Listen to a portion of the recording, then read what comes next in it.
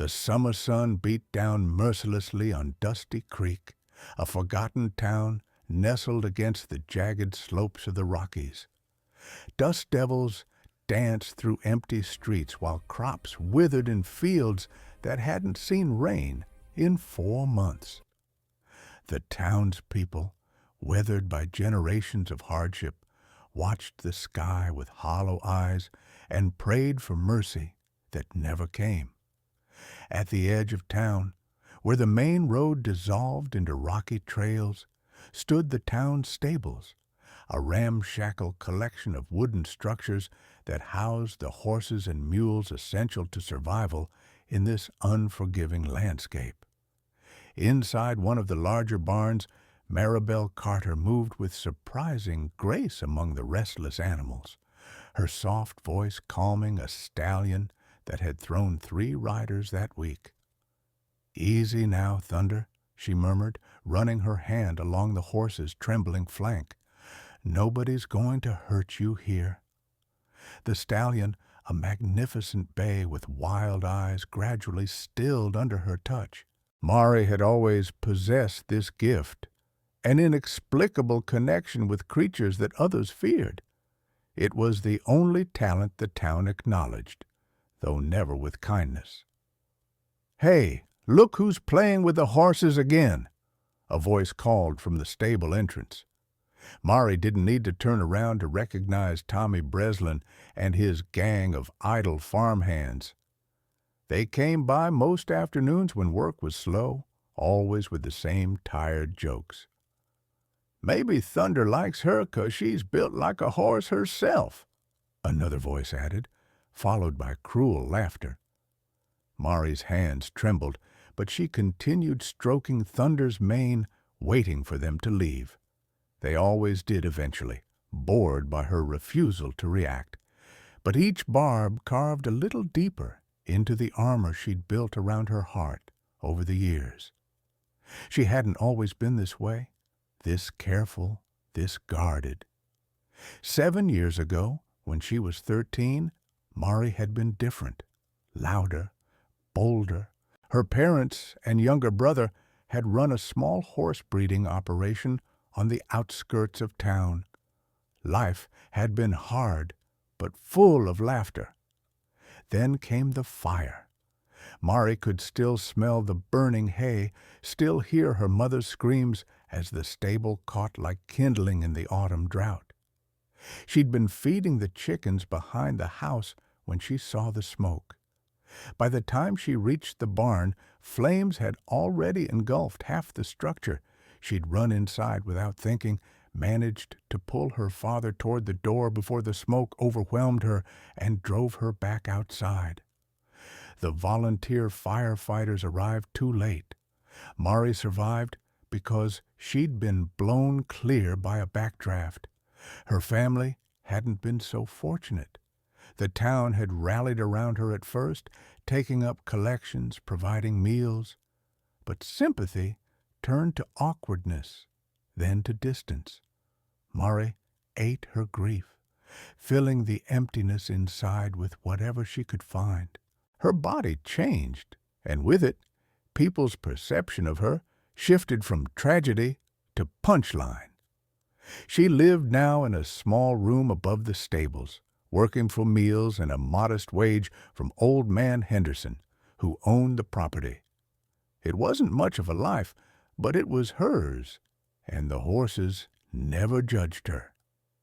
As evening painted the mountains in shades of amber and violet, Mari finished her work and climbed the narrow stairs to her room. From her window, she could see the mountain trails winding upward into the wilderness.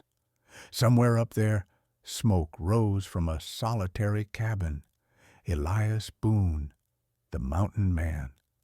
Mari had never spoken to him, not really, but she knew him in a way that defied logic.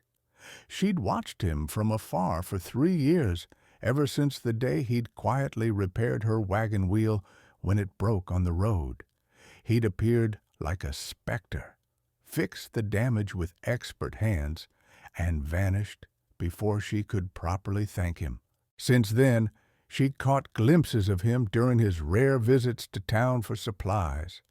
He towered over other men, his powerful frame draped in worn flannel and leather, his face, obscured by a thick beard, rarely betrayed emotion.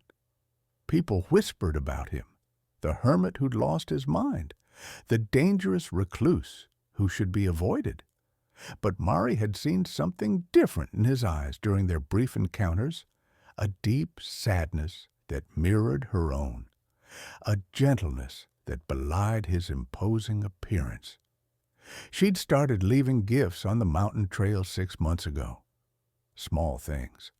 Cornbread wrapped in cloth, a scarf she'd knitted during long winter nights.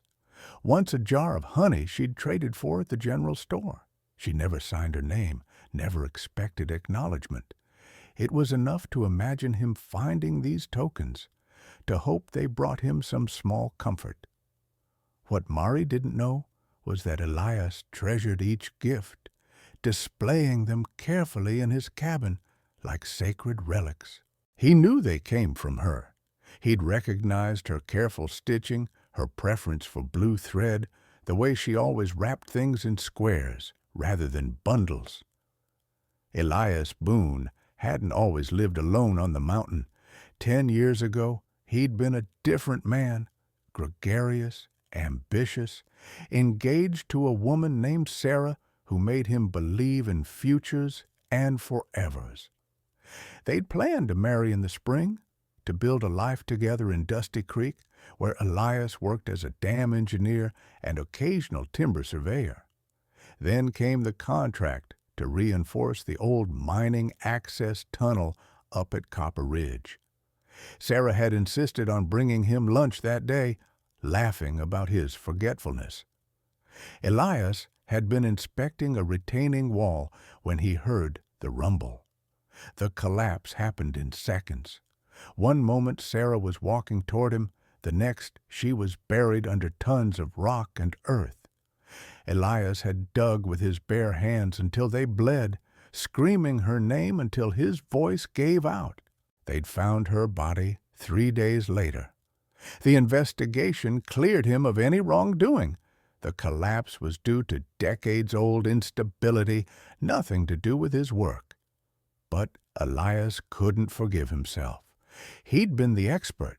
He should have known, should have seen the signs, should have forbidden Sarah from coming anywhere near the site. He'd built his cabin in the wilderness, as far from other people as possible, convinced that anyone who got close to him was doomed. For years, he'd lived with only the wind and wildlife for company, speaking to no one, wanting nothing, until Mari.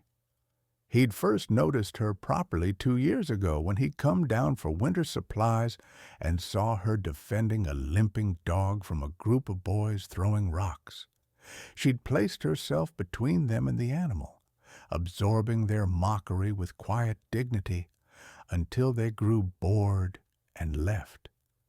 Then she'd carefully wrapped the dog's injured paw and carried it to safety. Something in Elias's chest had cracked that day. He'd started watching from a distance, telling himself it was just to ensure her safety.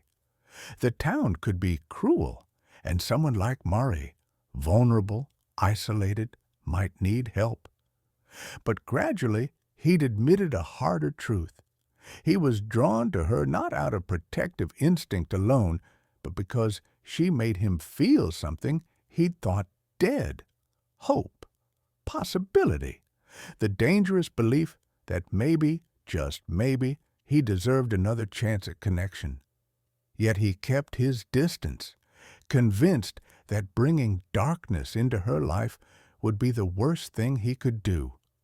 Better to remain a shadow, a distant guardian she'd never truly know. June bled into July with no relief from the drought. The town council, desperate to secure water for crops and livestock, had approved the construction of a temporary dam across Willow Creek. It was meant to be a stopgap measure. Rough timber and packed earth reinforced with whatever materials they could scavenge. Elias had heard about the project and felt a cold dread settle in his stomach.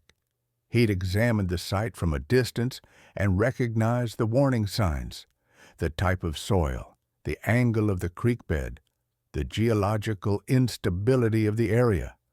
This wasn't suitable for any kind of dam, even a temporary one.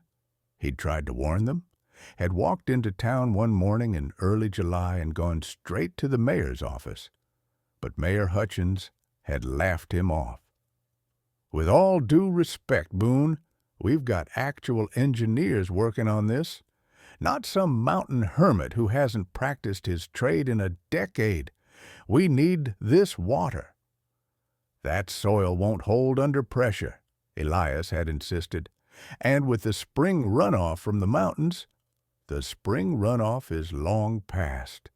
We're in a drought, in case you haven't noticed. Now, unless you got better ideas for keeping this town alive, I suggest you get back to your cave."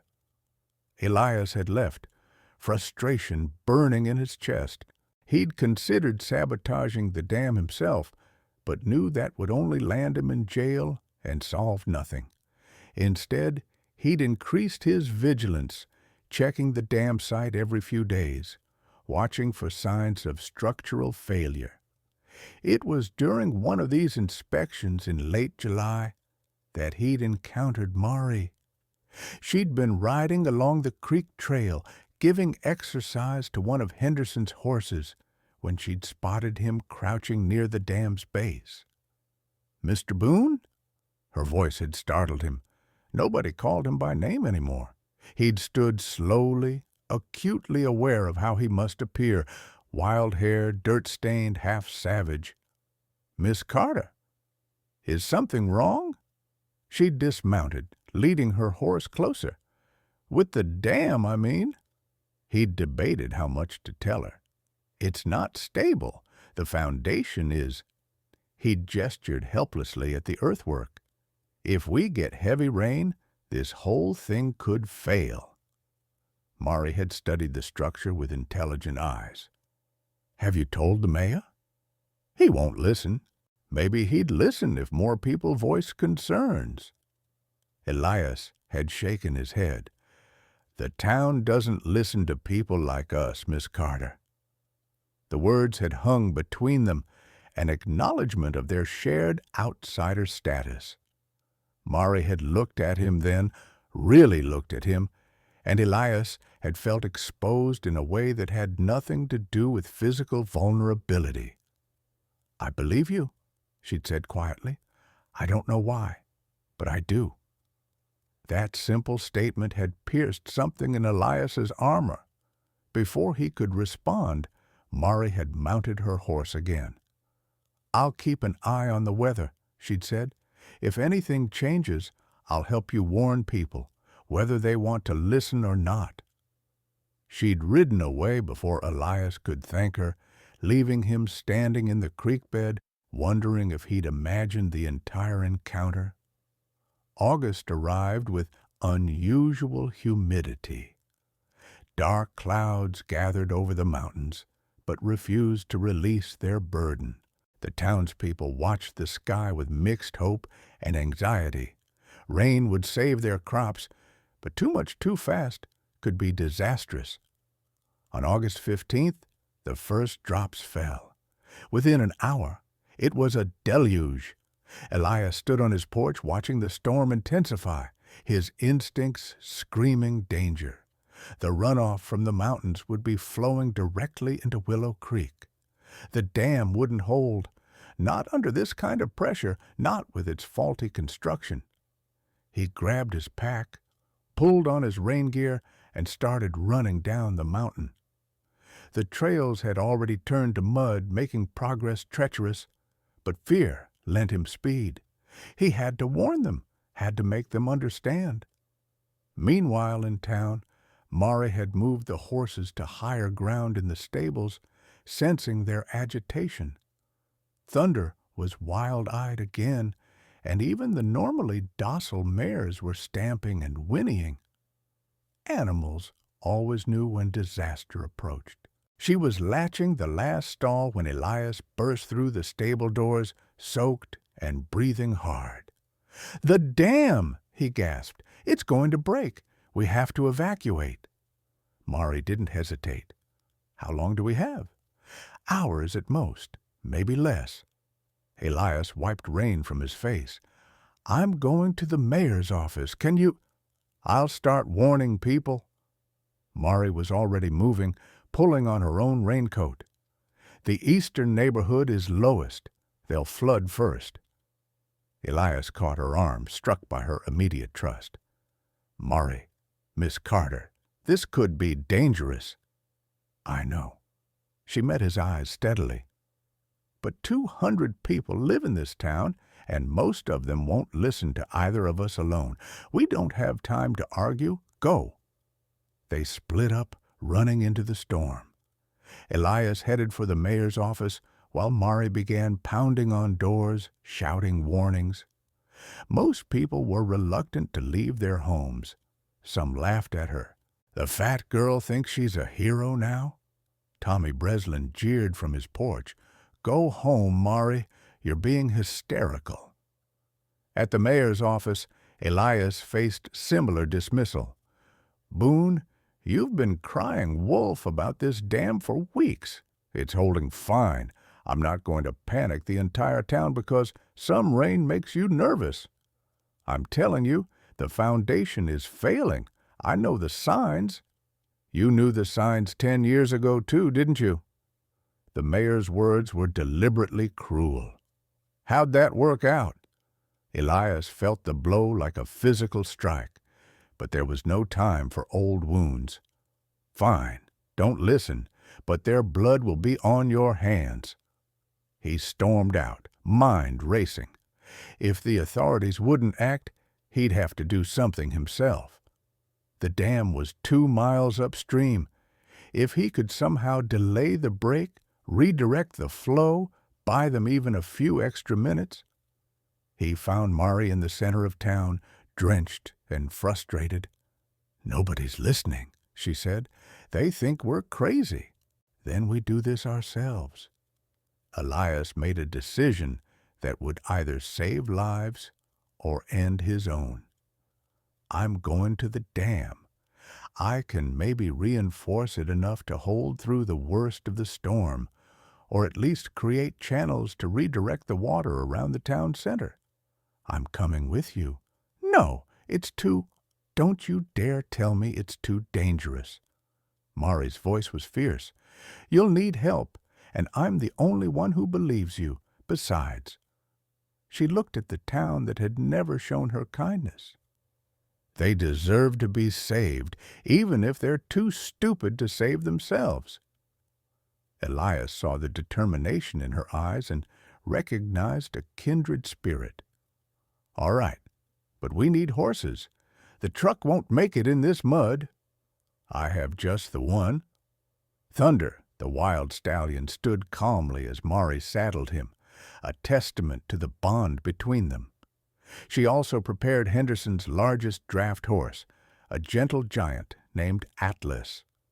"You take Atlas," Mari said. "He's stronger. Thunder and I understand each other." They rode through the storm, following Willow Creek upstream toward the dam. The water level had already risen dramatically, turning the normally docile stream into a churning torrent. Rain hammered down so hard visibility was reduced to a few yards. When they reached the dam, Elias's worst fears were confirmed. The structure was bowing under pressure, water seeping through cracks in the earthwork. It would fail completely within 2 hours, maybe less. "I need you to do something important," Elias shouted over the storm. "Ride back to town. Don't try to convince everyone, just focus on the families with children in the eastern neighborhood. Tell them the evacuation is mandatory. Get as many as you can to higher ground." "What about you?" "I'm going to try to create a breach on the northern side. If I can get the water to flow into the gully instead of straight through town, we might save the main settlement. It was a desperate plan. Creating a controlled breach meant Elias would have to partially dismantle the dam structure while it was under maximum pressure. One wrong move and the entire thing would collapse on top of him. Mari wanted to argue, wanted to tell him not to risk his life, but she saw the resolve in his face and understood. This was his redemption, his chance to save lives instead of watching helplessly as disaster struck. "Come back," she said simply. "Please." "I will. Now go." Mari turned Thunder back toward town, urging him to speed despite the treacherous conditions. The horse responded magnificently, his powerful legs churning through the mud with sure-footed determination. Back at the dam, Elias began the dangerous work of redirecting the water. He had explosives in his pack, mining charges he'd kept from his old life. Properly placed, they might create an opening in the northern wall that would channel the water away from inhabited areas. But first, he needed to shore up the southern side to prevent total collapse. Using timber scavenged from nearby trees and his own immense strength, he began building emergency supports, working in waist-deep water that threatened to sweep him away with each surge. In town, Mari was encountering resistance despite the worsening conditions. Many families refused to leave their homes, convinced the storm would pass without incident. Then she reached the Jensen household, a young couple with 3 small children and an elderly grandmother. Mrs. Jensen answered the door with suspicion that turned to alarm when she saw Mari's desperation. "Please," Mari begged, "your house is in the direct path. If that dam breaks, and it will, you'll have minutes to get out. Your children—" Something in Mari's voice must have conveyed the urgency. Mrs. Jensen looked at her husband, then at their sleeping children. "How do we know you're telling the truth?" "Because Elias Boone is up at that dam right now risking his life to save you and everyone else, even though this town has treated him like a monster for 10 years. Because I wouldn't be out here in this storm if I wasn't absolutely certain, and because—" Mari's voice broke. "Because I know what it's like to lose your family. I won't let it happen to someone else if I can help it." The raw emotion in her words cut through skepticism.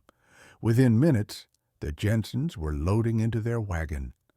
Mari helped them secure their belongings and pointed them toward higher ground. "Tell everyone you see," she called after them. "Anyone who'll listen." She continued her rounds, managing to convince 6 more families to evacuate. But time was running out.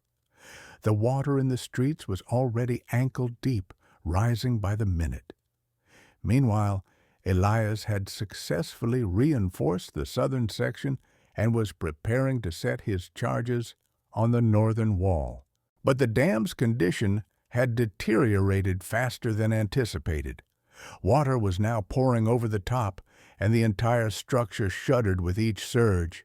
He had maybe 30 minutes before total failure. Working with numb fingers, Elias positioned the explosives at strategic points.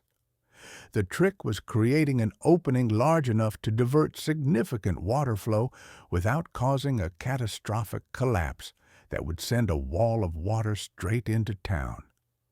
He was connecting the last charge when he heard hoofbeats. Mari was racing back across the muddy field toward the dam, Thunder's sides heaving with exertion. "Mari, what are you doing? You should be—" "There's a boy," she shouted. "Little Billy Peterson. His mother says he went fishing upstream this afternoon before the storm. Never came back. She thinks he might have taken shelter in the old hunting cabin near the northern breach point." Elias felt his blood run cold. The cabin was directly in the path of where he'd planned to redirect the water, if the boy was there. "I'm going to get him," Mari said, already turning thunder. "No!" Elias grabbed her reins. "That area will be underwater in minutes. I'll go. You need to finish the evacuation.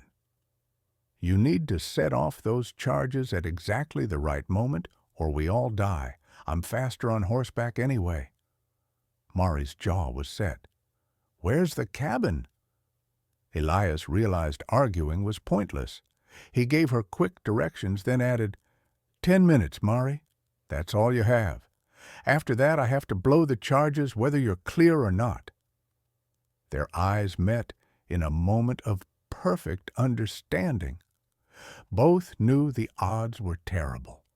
Both knew they might not survive the next hour. 10 minutes, Mari repeated. Then she was gone, thunder plunging into the storm-lashed wilderness. The old hunting cabin sat in a hollow about a quarter-mile upstream from the dam. In normal conditions, it would be a pleasant spot, sheltered by pines near a fishing pool. Now, it was rapidly becoming a death trap. Mari found it by following Thunder's instincts. The horse seemed to sense the urgency, picking his way through flooded terrain that would have been impassable for a rider with less skill. The cabin door hung open, banging in the wind. Mari dismounted and splashed through knee-deep water to peer inside. "Billy? Billy Peterson," a small voice answered from the rafters. "Help! I can't get down." The boy, no more than 8 years old, had climbed up to escape the rising water. He clung to a support beam, crying and terrified. "It's okay, sweetie. I'm going to get you." Mari assessed the situation quickly. The water inside was already waist-deep on her and rising fast. She had minutes, maybe less. "Can you move along that beam toward me?" "I'm scared. It's slippery." Mari understood fear. She'd lived with it every day since the fire. But she'd also learned that love was stronger than fear. And right now, this child needed her to be brave. "I know you're scared, but I need you to trust me. Can you do that?" Something in her voice calmed the boy. He began inching along the beam while Mari positioned herself beneath him. When he was close enough, she reached up. "Let go. I'll catch you." Billy hesitated, then dropped. Mari caught him, staggering under the impact, but keeping them both upright. She carried him out of the cabin and lifted him onto Thunder's back. "Hold tight to his mane. Don't let go no matter what happens." She was about to mount behind him when she heard an ominous crack. The dam. It was giving way too soon before Elias had time to set the charges properly. A wall of water came roaring down the creek bed. Mari had seconds to react. She slapped Thunder's flank hard, sending the horse bolting toward higher ground with Billy clinging to his back. The horse wouldn't stop until he reached safety. His training would see to that. But that left Mari directly in the path of the flood. She tried to run, but the water around her legs became a surging current that swept her feet out from under her.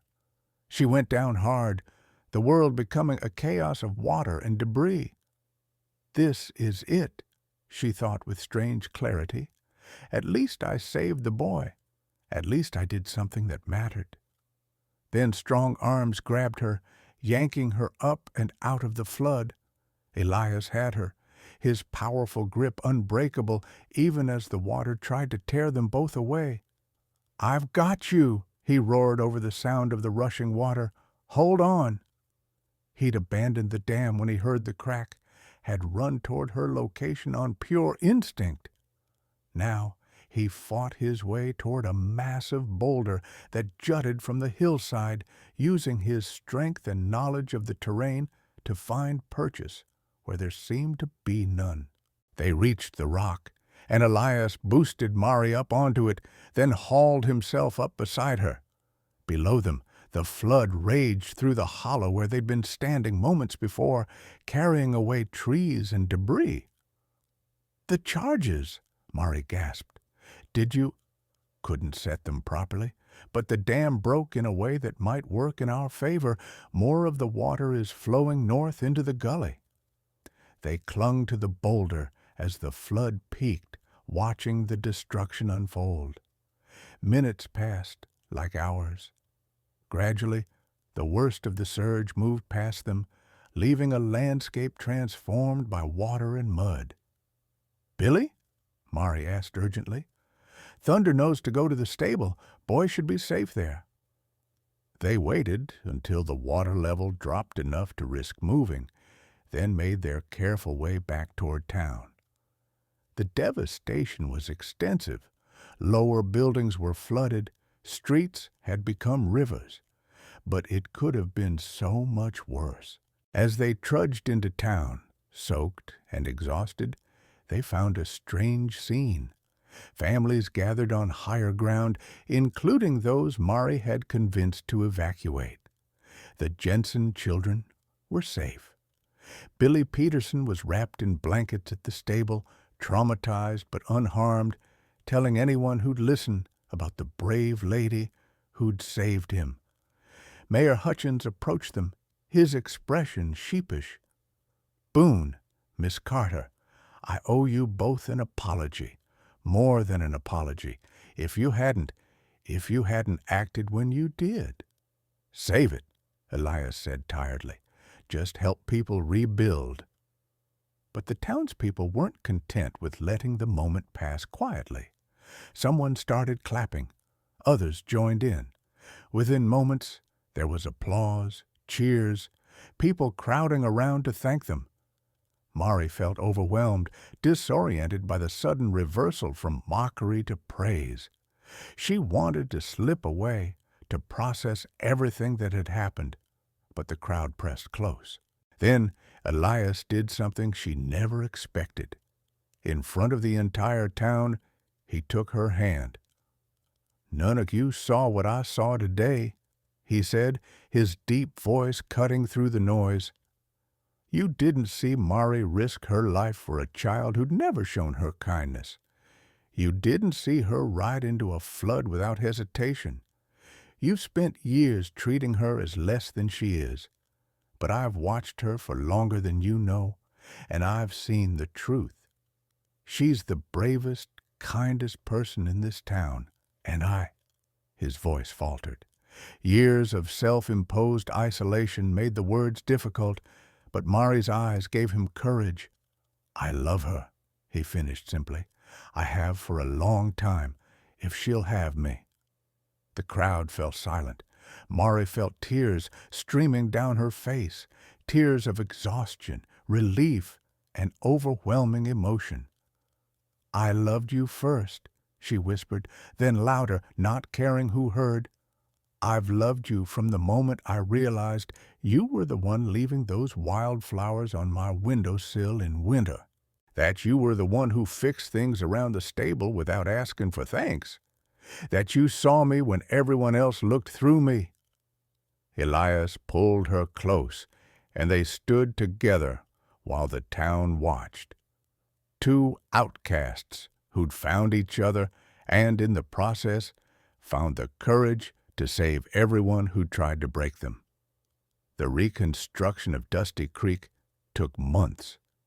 Elias came down from his mountain to help rebuild, his engineering expertise suddenly valued. Mari worked alongside him, her reputation transformed from town pariah to local hero. They were married in October, when the aspens turned gold and the air carried the first hint of winter. The ceremony took place at the rebuilt community church, and nearly the entire town attended. Some came out of genuine affection, others out of obligation or curiosity, but Elias and Mari barely noticed the crowd. Mari wore a simple cream-colored dress that Henderson's wife had helped her make. She carried wildflowers, the same kind Elias had been leaving on her windowsill for 2 years. Elias wore his only suit, carefully preserved from another lifetime, with the leather coat Mari had painstakingly repaired sewn with blue thread. Pastor Williams, who'd arrived in town after the flood, kept the service simple. We're here to witness the joining of two souls who've already proven their devotion through action. They've shown us that love isn't about perfection. It's about seeing someone fully and choosing them anyway, choosing them especially. When they exchanged vows, Elias's hands trembled slightly as he held Marie's. "I spent 10 years believing I didn't deserve happiness," he said quietly. "You taught me that redemption isn't about punishing yourself forever. It's about choosing to live fully and love completely. You are my redemption, Mari, my home, my heart." Mari's voice was steady as she responded, "I spent years believing I was too much and not enough all at once. You taught me that I was always exactly right. For you, for myself, for this life we're building. You are my courage, Elias, my strength, my everything." They sealed their promises with a kiss, and the congregation erupted in genuine celebration. 18 months after the flood, Elias and Mari stood on the porch of their rebuilt cabin, no longer a hermit's refuge, but a family home. The structure had grown with extra rooms added and a proper kitchen where Mari baked bread each morning. The scent of it drifted down the mountain, a homey beacon. Mari rocked gently in a chair Elias had built, cradling their daughter. Hope Boone was 3 months old, with her father's dark eyes and her mother's gentle smile. She was a healthy, contented baby who rarely cried, as if she'd inherited her parents' hard-won peace. "She's getting bigger every day," Elias observed, sitting beside them. "Soon she'll be running these mountain trails." "Teaching the horses to trust her," Mari added with a smile. "Organizing disaster relief efforts." Elias continued the game they played, imagining their daughter's future, saving the world. They sat in comfortable silence, watching the sunset paint the valley below in shades of amber and rose. Dusty Creek was visible from their vantage point, its rebuilt structures a testament to resilience. The new dam, properly engineered under Elias's supervision, held a reservoir that had ended the town's water worries. The church had a new bell. The school had been expanded, and at the center of town there was now a memorial plaque, in grateful memory of the courage shown during the flood of August 15th. May we always remember that heroes come in unexpected forms, and that the greatest strength is often found in the kindest hearts. "Do you ever regret it?" Mari asked softly, not needing to specify what she meant. "Coming down from the mountain, joining the world again?" Elias looked at his wife and daughter, his family, his purpose. "Not for a single second. You brought me back to life, Mari, both of you." Hope stirred in her mother's arms, making a small sound of contentment. In that moment, everything they'd survived, the pain, the loneliness, the flood, the fear, felt worthwhile. They'd found each other in the darkness and built something beautiful from the wreckage. As stars began appearing in the darkening sky, Elias wrapped his arm around Mari, and they sat together, watching the world they'd saved continue spinning, filled with gratitude for second chances and the transformative power of love that sees truly and chooses bravely.